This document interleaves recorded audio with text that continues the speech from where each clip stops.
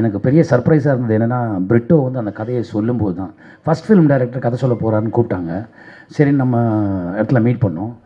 அங்கே போய் அவர் கதையை ஆரம்பித்து சொன்ன உடனே அந்த சில படங்களை யோசிச்சுட்டு ஒரு 2 நாள் கழிச்சு சொல்லுவோம்ல, அந்த எண்ணமே வரல எனக்கு. இது உடனே நம்ம பண்ணணும் அப்படின்னு தோணுச்சு. அப்படி தான் இந்த படம் பண்ணோம். அண்ட் ஃபஸ்ட் டே ஷூட்டிங் போன போது அவர் அதுக்கு முன்னாடி எடுத்திருந்த போர்ஷனை வந்து என்கிட்ட காமிச்சார். I was bowled over. இது வந்து எனக்கு பிரிட்டோ இது உங்களோட முதல் படமாக எனக்கு தெரியல, ரொம்ப அருமையாக பண்ணியிருந்தார் அவர்.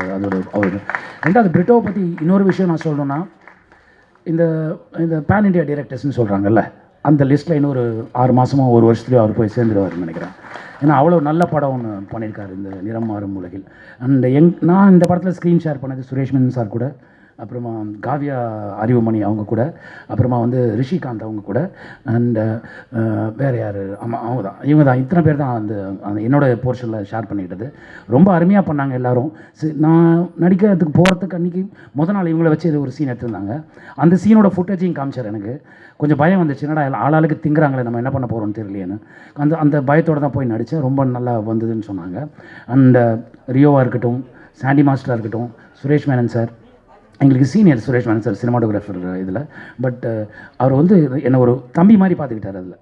அந்த மாதிரி வந்து ஒரு பெரிய விஷயம், அந்த மாதிரி அவங்களோட அன்பு கிடைக்கிறதுலாம். சுரேஷ் சக்கரவர்த்தி சார், மைன்கோபி சார், நீங்கள் எவ்வளோ அழகாக பேசுவீங்கன்னு எனக்கு தெரியவே தெரியாது சார், எக்ஸ்ட்ரானரியாக பேசுனீங்க சார்.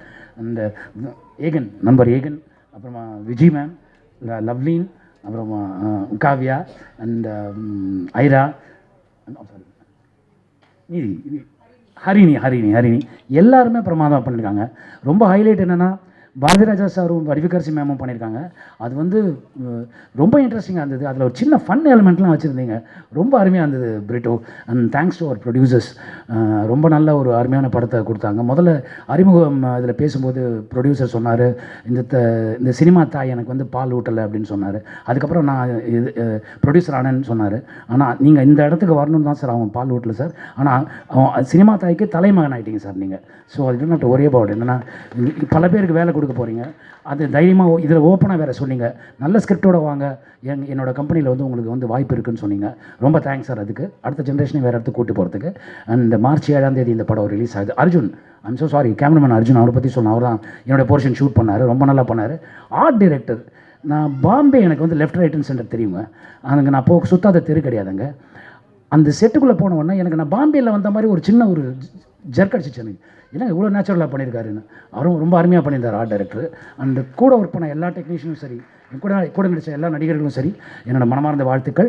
மார்ச் 7ஆம் தேதி வந்து தியேட்டரில் ரிலீஸ் ஆகுது. தயவு செஞ்சு ஃபேமிலியோடு எல்லோரும் தியேட்டரில் வந்து பாருங்கள்.